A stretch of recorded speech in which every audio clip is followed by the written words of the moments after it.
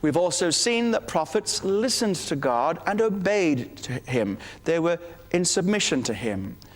Even though John's gospel gives us a much greater emphasis on Jesus' divinity, we also see his humanity come out many, many times. It's John that records Jesus being weary at the well when he speaks to the woman of Samaria. It is John who reveals so perfectly Jesus' divinity and his manhood. And it's also John that stresses that Jesus is under the Father's total authority. John stresses this even more than the other Gospels.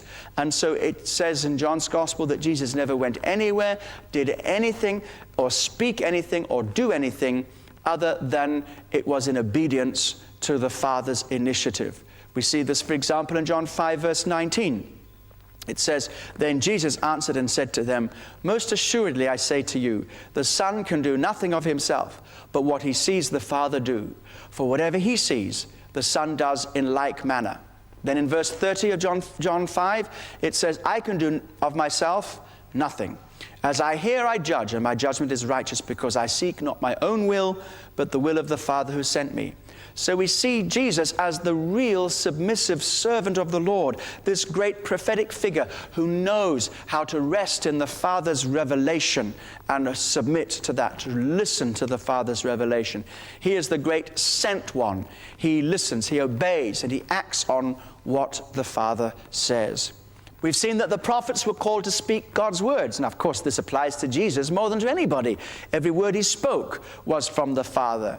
And the prophets didn't speak their own thoughts or minds or insights, and exactly the same with Jesus. He didn't do that either. He spoke what the Father told him. John 12, verses 49 to 50 says, "For I have not spoken on my own authority, but the Father who sent me gave me a command what I should say and what I should speak. And I know that this command is everlasting life. Therefore, whatever I speak, just as the Father has told me, so I speak." And so every word that Jesus spoke came from his Father.